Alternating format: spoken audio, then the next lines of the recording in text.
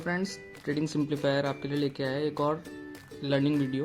Friends, basics of stock market की ये next learning video और बहुत ही इम्पोर्टेंट वीडियो है, जहाँ पर आज हम लोग बात करेंगे आईपीओ के बारे में, इनिशियल पब्लिक ऑफरिंग के बारे में कि आईपीओ क्या होता है और इसको स्टार्टिंग से हम लोग समझेंगे। आपने काफ़ी बार सुना होगा कि किसी एक कंपनी का आईपीओ आ रहा है। अभी रिसेंटली काफ़ी कंपनीज के आईपीओ लॉन्च हुए हैं। सो आज हम बात करेंगे आईपीओ के बारे में। और फ्रेंड्स, ये वीडियो बहुत ज़्यादा इंपॉर्टेंट होने वाली है क्योंकि बीच बीच में काफ़ी सारे इंपॉर्टेंट टर्म्स आएंगे जो आपको स्टॉक मार्केट की बेसिक्स नॉलेज देंगे और आपको समझने में हेल्प करेंगे कि स्टॉक मार्केट एक्चुअल में कैसे काम करता है। राइट, सो चलिए शुरू करते हैं आज की वीडियो को।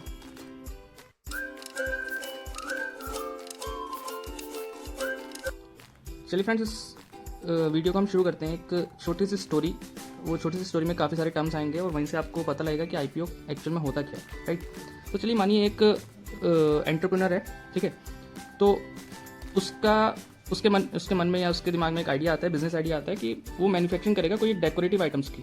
ठीक है, वो डेकोरेटिव आइटम्स जो है स्क्रैप से या फिर कह सकते हैं जो बेकार सामान होता है उससे बना हुआ होगा। ठीक है, तो उसके मन में आइडिया आता है that he will manufacture the decorative items out of scraps. अब उसको कहना फंडिंग चाहिए, किसी भी बिजनेस को स्टार्ट करने के लिए या उसको चलाने के लिए, शुरू करने के लिए फंडिंग चाहिए। ठीक है, अब उसके पास कुछ पैसा तो है लेकिन उस पैसे से उसका काम चलेगा नहीं, तो उसको फंडिंग चाहिए। अब शुरू में क्या होता है ना, वो एक्सपीरियंस भी नहीं है ना, उसके पास कोई बिजनेस है जो कि रेवेन्यू जनरेट कर रहा है। ठीक है, तो उसके पास क्रेडिबिलिटी नहीं है जिससे वो किसी इन्वेस्टर के पास जाके या कहीं पर जाके पैसा मांग सके। ठीक है, तो वो क्या करेगा कि फ्रेंड्स और फैमिली है ना, फ्रेंड्स फैमिली के पास जाएगा और रेज करने की कोशिश करेगा मनी को। मान लीजिए टू फ्रेंड्स उसके आ जाते हैं इन्वेस्ट करने के लिए उसके बिजनेस में। तो ये जो इन्वेस्टर्स होते हैं ना, जो इनिशियल फंडिंग करते हैं किसी भी कंपनी में, उनको कहते हैं हम एंजल इन्वेस्टर्स। ठीक है, तो वो तो जो दो फ्रेंड हैं उसके, वो क्या कहलाएंगे, एंजल इन्वेस्टर्स।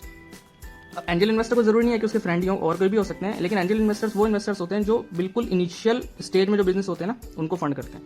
ठीक है, तो इस फंडिंग को जो एंजल इन्वेस्टर्स करते हैं उसको कहते हैं seed funding.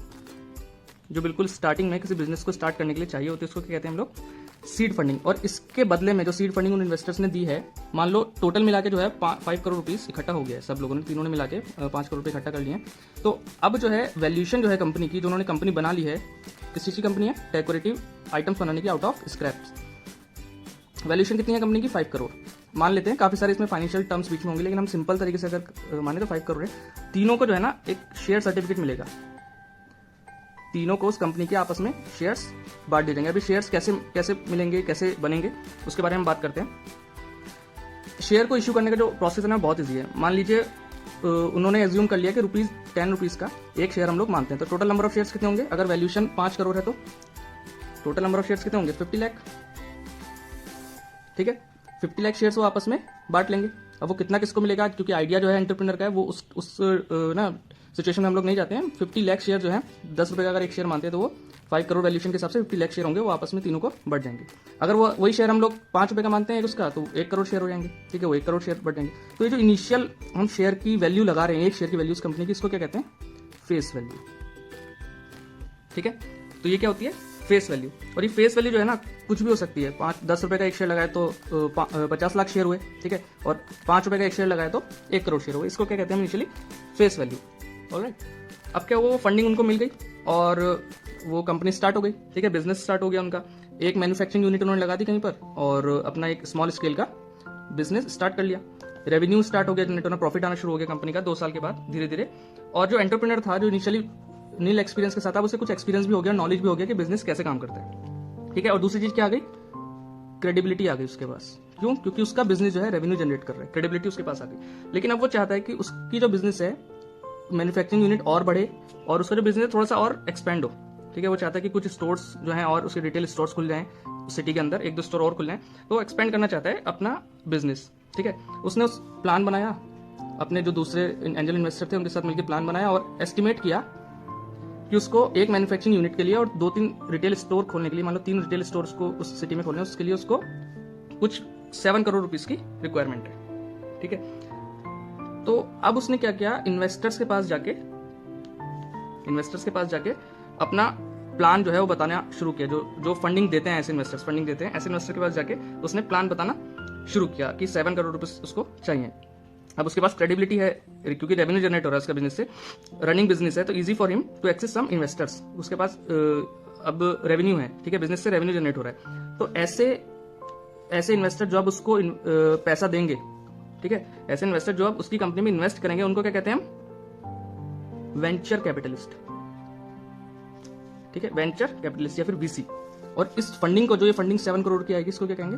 Series A funding, ठीक है, सीरीज ए फंडिंग। तो वेंचर कैपिटलिस्ट कौन होते हैं? जो अर्ली स्टेज में किसी भी बिजनेस के इन्वेस्ट करते हैं। सबसे पहले टर्म कौन सी थी? एंजल इन्वेस्टर, जो बिल्कुल इनिशियल स्टेज में फंडिंग करते हैं, ठीक है। और अर्ली स्टेज में जो फंडिंग देते हैं या इन्वेस्ट करते हैं किसी भी कंपनी के अंदर, जब वो कंपनी शुरू हो जाती है, रेवेन्यू जनरेट करना शुरू कर देती है, तो उनको क्या कहते हैं? Venture capitalist. अब क्या हुआ, अर्ली इन्वेस्टर से ये फिर दोबारा से जो शेयर्स थे उनका डायल्यूशन होता है। डायल्यूशन किस बेस पे होगा? 5 करोड़ की पहले कंपनी थी, 7 करोड़ ये रफली हम जनरेट करें, 12 करोड़ या फिर जो भी प्रॉफिट वगैरह होके उस टाइम पे वैल्यूएशन होगी कंपनी की, उसके हिसाब से ये जो नए इन्वेस्टर्स आए हैं इनके बीच में भी शेयर जो हैं बढ़ जाएंगे, ठीक है, शेयर जो हैं वो बढ़ जाएंगे। ये ध्यान रखना, जो फेस वैल्यू होती है किसी भी शेयर की और जो रियल वैल्यू होती है किसी भी शेयर की, वो अलग अलग होती है, ठीक है। फेस वैल्यू अलग होती है और रियल वैल्यू जो होती है वो अलग अलग होती है किसी भी शेयर की। कंपनी की वैल्यूएशन अब बढ़ चुकी है। अब क्या होता है, कुछ टाइम के बाद उसका बिजनेस और अच्छा शुरू कर देता है काम करना। अब वो चाहता है कि और उसकी कंपनी के अंदर मैन्युफैक्चरिंग यूनिट और बढ़ जाए। कुछ शॉप्स जो है दूसरी सिटीज में भी वो चाहते हैं कि कुछ रिटेल शॉप अदर सिटीज में ओपन हो जाए। प्रोडक्शन बढ़ाना चाहता है, कैपेसिटी बढ़ाना चाहता है, ठीक है। अब उसने एस्टिमेट लगाया कि उसको 40 करोड़ रुपीस और चाहिए। मतलब कंपनी ने एस्टिमेट लगाया, अब वो कंपनी बन चुकी है, अकेला इंसान नहीं, अब उसके अंदर बहुत सारे लोग आ चुके हैं, तो एस्टिमेट लगाया 40 करोड़ रुपीस उसको और चाहिए। इसको क्या कहते हैं हम? जो भी एक्स्ट्रा पैसा चाहिए होगा, कैपेक्स, कैपिटल एक्सपेंडिचर, जो कि कितने का अभी है, चाहिए उसको 40 करोड़ रुपीस का। अब देखिए ये जो 40 करोड़ रुपीस हैं वो कहां से लेके आ सकता है? पहला, थ्रो प्रॉफिट्स, जो उसकी कंपनी प्रॉफिट जनरेट कर रही है या करा है अभी तक, उसके थ्रू। इसको कहते हैं हम इंटरनल एक्यूरेंस। दूसरा, वो बैंक से लोन ले सकता है, तो वो बैंक से लोन लेगा तो जो बैलेंस शीट है उस पर क्या हो जाएगा, वो डेट कहलाएगा। तीसरा क्या कर सकता है, वो अनदर वीसी के पास जा सकता है, वेंचर कैपिटलिस्ट के पास जा सकता है सीरीज बी फंडिंग के लिए। ऑलराइट, मान लीजिए उसने जो है तीनों उसके पास रास्ते थे, कंपनी ने तीनों रास्ते अपनाए और यहाँ से 15 करोड़, यहाँ से 10 करोड़ और यहाँ से 15 करोड़ रुपीस रेस कर लिए, ठीक है। 40 करोड़ रुपए कंपनी को कैपेक्स मिल गया, वैल्यूएशन। अब जो वैल्यूएशन फिर बढ़ गई कंपनी की, ऑलराइट, कंपनी की वैल्यूएशन फिर बढ़ गई। अब फिर कुछ साल बीते, ईयर्स पास्ट, और अब कंपनी चाहती है कि वो जो है मैन्युफैक्चरिंग प्रोसेस पूरे इंडिया में खोल दे। कुछ नए प्रोडक्ट्स भी, फैशन से रिलेटेड, कॉस्मेटिक्स से रिलेटेड प्रोडक्ट्स भी वो खोले और काफ़ी सारी सिटीज़ में उसका, मतलब होल इंडिया में उसका प्रेजेंस रहे, ऐसा वो चाहती है। होल इंडिया में चाहती है प्रेजेंस है। अब उन्होंने एस्टिमेट लगाया कि कितना कैपेक्स उनको चाहिए, मान लो 60 करोड़ रुपीज़ उनको और चाहिए। उन्होंने एस्टिमेट लगाया 60 करोड़ का। उन्होंने आपस में डिसाइड किया कि सीरीज सी फंडिंग के लिए वो लोग जाएंगे, ठीक है, सीरीज सी फंडिंग के लिए वो जाएंगे। अब वो लोग है ना वेंचर कैपिटलिस्ट के पास नहीं जा सकते, ठीक है। वेंचर कैपिटलिस्ट जो होते हैं ना वो स्मॉल स्केल फंडिंग के लिए होते हैं, स्मॉल स्केल फंडिंग के लिए। अब वो अप्रोच करेंगे किसी प्राइवेट इक्विटी फर्म के पास, जिनको हम पी कहते हैं या फिर कह सकते हैं बिग ब्रदर ऑफ वीसीज, ठीक है। प्राइवेट इक्विटी फर्म जो होती है ना, ये प्राइवेट इक्विटी, ठीक है फ्रेंड्स, तो ये प्राइवेट इक्विटी जो होते हैं ये बिग ब्रदर ऑफ वीसी होते हैं। बिकॉज अब इनमें डिफरेंसेस क्या है, वीसी जो होते हैं ना या वेंचर कैपिटलिस्ट जो हमने पहले पढ़ा था, वो स्मॉल फंडिंग करते हैं, जबकि पी जो होते हैं वो लार्ज फंडिंग करते हैं। वीसी जो है थोड़ा अर्ली स्टेज में फंडिंग करते हैं, जैसे हमने पहले पढ़ा था, और पी जो है ना लेटर स्टेज में फंडिंग करते हैं, वो रिस्क जो है कम लेते हैं, ये रिस्क ज़्यादा लेते हैं, ठीक है। अब कुछ टाइम और बीता, 8 साल 10 साल और बीत गए कंपनी को, और कंपनी बहुत सक्सेसफुल हो गई, इंडिया के अंदर अच्छे प्रॉफिट्स आने शुरू हो गए, है ना, स्टेबल रेवेन्यू जो है उसका स्टेबल हो गया, वैल्यूएशन बढ़ गई कंपनी की, कैपेक्स बढ़ गया। अब प्रमोटर जो है वो उनकी एस्पिरेशन और बढ़ गई। प्रमोटर्स किनको कहते हैं? ये जितने भी लोग कंपनी में इन्वेस्ट कर रहे हैं, जो कि ओनर्स हैं कंपनी के, ठीक है, ओनर हैं, सबके पास कुछ ना कुछ पार्ट है, शेयर है कंपनी के, कुछ पार्ट उनका कंपनी का है, क्योंकि सबने अपना अपना इन्वेस्टमेंट किया है। इन सबको क्या कहते हैं? प्रमोटर्स कहते हैं। प्रमोटर्स चाहते हैं कंपनी के कि वो इंटरनेशनल हो जाए, ठीक है। अब उनको फंडिंग और चाहिए, ज़्यादा मैन्युफैक्चरिंग यूनिट होंगी, प्रोडक्शन ज़्यादा करना पड़ेगा, है ना, तो इंटरनेशनल स्केल पे अगर जाना है तो मान लो उनकी कैपेक्स रिक्वायरमेंट जो है, उन्होंने सब प्लान वगैरह बनाया, कैपेक्स रिक्वायरमेंट कितना है, 200 करोड़ का उनका कैपेक्स रिक्वायरमेंट है, ठीक है। अब वो जो है वो 200 करोड़ रुपीस कहाँ से इन्वेस्ट कर सकते हैं, ठीक है, कहाँ से लेके आ सकते हैं। पहला हमने पढ़ा था इंटरनल एक्रूअल, यानी कि अपने ही प्रॉफिट से, जो कंपनी का प्रॉफिट हो रहा है वहीं से ही इन्वेस्ट करें वापस। सीरीज डी फंडिंग कर सकते हैं, यहाँ तक सीरीज सी फंडिंग हो गई थी, सीरीज डी फंडिंग कर सकते हैं, बैंक के पास जा सकते हैं, मतलब डेट लोन ले सकते हैं बैंक से, ठीक है। या फिर वो लोग क्या कर सकते हैं कि आईपीओ फाइल कर सकते हैं, तो या फिर वो कॉम्बिनेशन ऑफ ऑल, जितनी भी चीज़ें मैंने बताई है कॉम्बिनेशन ऑफ ऑल कर सकते हैं। तो यहाँ से जो है आईपीओ का एक टर्म जो है आईपीओ यहाँ से स्टार्ट होती है। आईपीओ क्या है, जब भी कोई कंपनी आईपीओ फिल करती है तो वो अपने शेयर्स जो है वो ऑफर करती है टू द जनरल पब्लिक, यानी कि हम जैसे लोगों को। अभी तक उसके शेयर्स किन किन लोगों के पास थे, जितने भी वीसी, पीई या एंजल इन्वेस्टर जो भी लोग थे उनके पास शेयर थे। अब वो क्या है, जनरल पब्लिक को ऑफर करती है जब भी कोई आईपीओ लॉन्च करती है अपनी कंपनी को, ठीक है। तो जनरल पब्लिक सब्सक्राइब कर सकती है इफ दे वांट टू, अगर वो चाहते हैं तो सब्सक्राइब कर सकते हैं आईपीओ को, ठीक है, इफ दे वांट टू। तो ठीक है फ्रेंड्स, तो जो जनरल पब्लिक है वो सब्सक्राइब कर सकती है if they want to buy paying certain pre decided price. कोई प्री डिसाइडेड प्राइस है उसको पे करके वो जो ये शेयर्स ऑफर कर रही है, कंपनी शेयर्स ऑफर कर रही है, उसमें वो सब्सक्राइब कर सकते हैं। सब्सक्राइब करने से कहते हैं फर्स्ट टाइम जो ऑफर कर रही है कंपनी, इसलिए इसको क्या कहते हैं, initial public offering. Initial public offering company जो है, क्यों, why company file for an IPO, क्यों कंपनी कोई आईपीओ लेके आती है शेयर मार्केट के अंदर, ठीक है। शेयर मार्केट के अंदर लेके आई तभी तो हम जैसे लोग जनरल पब्लिक शेयर्स खरीद सकते हैं उसके, ठीक है। तो ये जो सीरीज ऑफ इवेंट्स मैंने इतना सारा बताया ना ऊपर से लेकर नीचे तक, ऐसा कोई जरूरी नहीं है कि सेम ऐसे ही चीजें होती हो तभी वो कंपनी आईपीओ लेके आएगी। काफी सारी चीजें और भी हो सकती हैं जिसमें कंपनी को कैपेक्स की रिक्वायरमेंट हो सकती है, कैपिटल एक्सपेंडिचर की रिक्वायरमेंट हो सकती है, तो वो आईपीओ लेके आ सकती है। पहला तो यही हो गया, कैपेक्स चाहिए उसको अपनी ग्रोथ के लिए या अपना जो भी बिजनेस है उसको एक्सपेंड करने के लिए। दूसरा हो सकता है टू डिक्रीज डेट, मान लो कंपनी के ऊपर बहुत ज़्यादा बर्डन हो गया है, डेट हो गया है, ठीक है, लोन हो गया है काफ़ी सारे बैंक्स का, एंजल इन्वेस्टर का, बहुत सारे किसी भी कहीं से भी लोन लेके रखा है उन्होंने, डेट हो गया है, तो वो क्या करते हैं ना, जनरल पब्लिक को कुछ शेयर्स अपने ऑफर करके प्री डिसाइडेड प्राइस पे मतलब उनको दे देते हैं और वहाँ से वो पैसा जो इकट्ठा होता है उससे अपना डेट चुकाते हैं। तीसरा, to give an exit for early investors. Early investors इस कंपनी में कौन थे, जो इनिशियल एंजल इन्वेस्टर्स थे, है ना, वेंचर कैपिटलिस्ट थे, पी थे, इन लोगों को एग्जिट देने के लिए। अब ये लोग चाह रहे हैं कि हमारा कंपनी, हम कुछ शेयर्स अपने पास रखें और कुछ जो है हम बेच दें, ठीक है, हम कंपनी के कुछ शेयर बेच दें इनके पास जो है। तो वो क्या करते हैं, इससे क्या होता है, उनको एग्जिट मिल जाता है उस कंपनी से और वो लोग कुछ पार्ट रखते हैं, कुछ बेच देते हैं, या कुछ सारा ही बेच सकते हैं, ठीक है, तो उनके लिए अर्ली एग्जिट हो जाता है ये। चौथा क्या है, इम्प्रूव विजिबिलिटी। देखिए कंपनी जो है बड़ी हो जाती है, अगर वो शेयर मार्केट के अंदर आईपीओ लेके आती है तो उसकी विजिबिलिटी बढ़ जाती है, वो कंपनी और थोड़ा ज़्यादा फेमस हो जाती है, ऐसा समझ सकते हैं आप लोग, ठीक है। तो विजिबिलिटी बढ़ाने के लिए कंपनी अपना आईपीओ जो है लॉन्च करती है। अब एक हम प्रोसेस पढ़ेंगे कि आईपीओ के अंदर क्या क्या सीक्वेंस होते हैं, मतलब एक आईपीओ कैसे लॉन्च होता है, कैसे आता है शेयर मार्केट के अंदर, तो उसका एक सीक्वेंस पढ़ेंगे, ठीक है।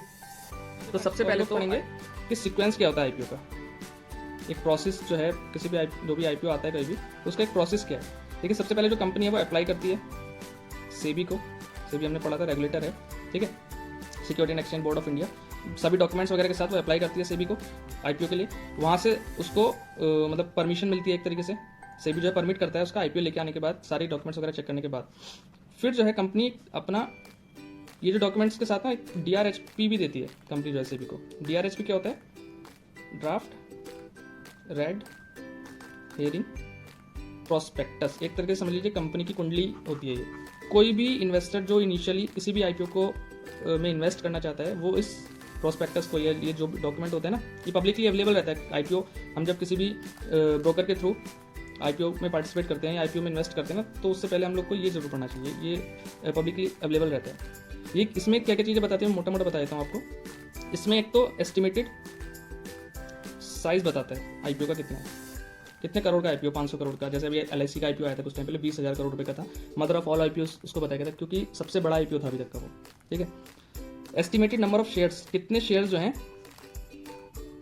आईपीओ में अलॉट होंगे या ऑफर्ड करें कंपनी को, shares offered by the company, कितने नंबर ऑफ शेयर्स आईपीओ में ऑफर्ड किए गए। दूसरा क्या होता है, तीसरी चीज़ क्या होती है कि कितने शेयर जो हैं किस कैटेगरी के लिए रिजर्व है। ठीक है, रिटेल कैटेगरी के लिए मान लीजिए 20% शेयर रिजर्व हैं।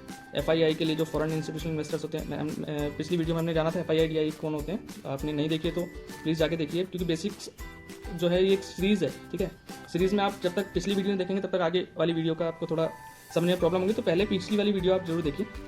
ठीक है, तो एफआईआई रिटेल के कितने, एफआईआई डीआईआई के पास कितने, तो ये सब लोग इसमें रहता है कि इनका जो है कितना परसेंटेज हम ऑफर कर रहे हैं इस कैटेगरी के अंदर, ये बताते हैं लोग। ठीक है, सबसे इंपॉर्टेंट बता दें कि इसके अंदर क्या होता है, सबसे important why company wants to go public, मतलब जो यहाँ से पैसा वो इकट्ठा करेगी आईपीओ के थ्रू, उसका यूटिलाइजेशन वो कहाँ करेगी, डेट चुकाना, अभी हमने पहले पढ़ा था डेट चुकाने में कर सकती है, कैपेक्स बढ़ाने में, या कहाँ पर वो कंपनी अपना यूटिलाइजेशन करेगी फंड का, यूटिलाइजेशन ऑफ फंड वो कहाँ करेगी। तो इससे काफ़ी सारी चीज़ें पता लगती हैं कि कंपनी का फ्यूचर प्रोस्पेक्टस या फ्यूचर क्या है, उनका प्लान क्या है फ्यूचर का। ठीक है, वो कहाँ देखते हैं अपने आप को फ्यूचर में, रेवेन्यू, एक्सपेंडिचर, लोन या डेट, प्रॉफिट, ये सब चीज़ें इस डीआरएचपी के अंदर होता है। रिस्क कितना है कंपनी को ना, ये सब चीज़ें हम अगर इसको पढ़ेंगे ध्यान से तो ये पता लगता है हमको इस चीज़ के अंदर। ठीक है, फिर चौथा पॉइंट क्या है, मार्केटिंग होती है आईपीओ की, ब्रोकर के थ्रू या कैसे भी आईपीओ लॉन्च हुआ है तो वो ब्रोकर के थ्रू या ब्रोकर का जो टर्मिनल होता है ना,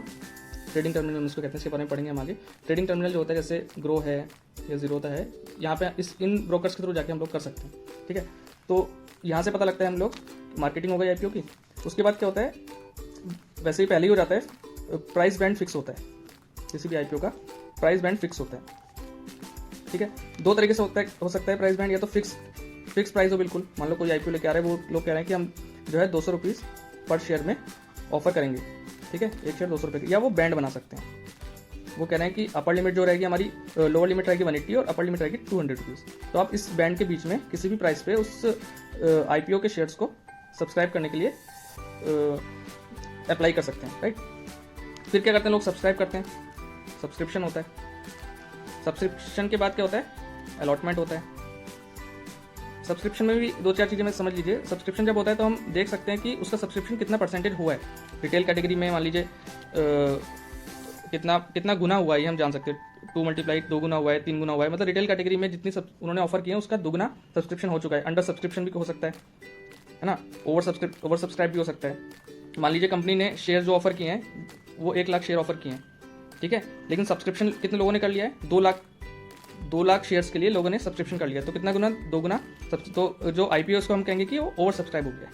ठीक है, ऐसे अगर 1 लाख कंपनी ने शेयर्स जो है अपने ऑफर किए हैं पब्लिक को, और लेकिन 50,000 ही हुआ है, यानी कि 0.5, आधा ही शेयर सब्सक्राइब है, तो उसको क्या कहेंगे हम, अंडर सब्सक्राइब हुआ है आईपीओ है, अंडर सब्सक्रिप्शन हुआ है। सब्सक्राइब करने के बाद जो है, अगर मान लो अंडर सब्सक्रिप्शन हुआ तो सभी को मिल जाएगा, अगर आपकी एप्लीकेशन वगैरह सब कुछ सही है तो अलॉटमेंट सभी को मिल जाएगा। अगर ओवर सब्सक्रिप्शन है ना तो लॉटरी सिस्टम होता है, कंप्यूटराइज लॉटरी होती है, उस सिस्टम के थ्रू अलॉटमेंट होता है, अलॉटमेंट की डेट होती है। ठीक है, सबसे पहले क्या आती है, आईपीओ लॉन्च होता है, उसमें आईपीओ लॉन्च में बताएंगे कि आपका मान लीजिए जैसे आज 10 फरवरी है, 10 फरवरी 23, आज कोई आईपीओ लॉन्च हो तो 10 से लेके 13 या 14 फरवरी तक आप लोग अप्लाई कर सकते हैं। अप्लाई करने के बाद वो लोग कहेंगे कि 17 फरवरी तक या 20 फरवरी तक उसका अलॉटमेंट होगा। अलॉटमेंट में पता लग जाएगा कि किस किस को शेयर्स कंपनी के मिल रहे हैं। ठीक है, उसके बाद क्या होगा, अलॉटमेंट के बाद 3-4 दिन के बाद मान लीजिए 25 फरवरी को लिस्टिंग होती है। सबसे पहली बार वो कंपनी जो है, कंपनी के शेयर जो है, सबसे पहली बार लिस्टिंग डे के दिन उस कंपनी के शेयर्स शेयर मार्केट के अंदर ट्रेड करना शुरू कर सकते हैं, ट्रेड करना शुरू कर देते हैं। ठीक है, ट्रेडिंग शुरू हो जाती है, वो शेयर मार्केट के अंदर कंपनी आ जाती है, ऐसे समझ लीजिए। तो हम वहाँ से बाय सेल उस कंपनी के शेयर्स, जनरल पब्लिक हम लोग कोई भी कर सकते हैं। ठीक है, तो अभी रिसेंटली बहुत सारे आईपीओ आए हैं, और आईपीओ अब रिसेंटली आने भी वाले हैं, जैसे मामाअर्थ का आने वाला है, ओयो का, बजाज एनर्जी का, गो एयर का, काफ़ी सारे आईपीओ आने वाले हैं। रिसेंटली काफ़ी सारे आईपीओ आए भी, आपने सुना भी होगा, LIC आया था, जोमेटो आया था, और भी बहुत सारे आईपीओ आए थे। तो ये पूरी हमने आज आईपीओ के बारे में पढ़ा। तो फ्रेंड्स, आप लोग इस वीडियो को ध्यान से देखिए, बहुत सारी छोटी छोटी चीज़ें इसमें बताई गई हैं। ठीक है, और आज की वीडियो के लिए बस इतना ही, मिलते हैं नेक्स्ट वीडियो में। Thank you.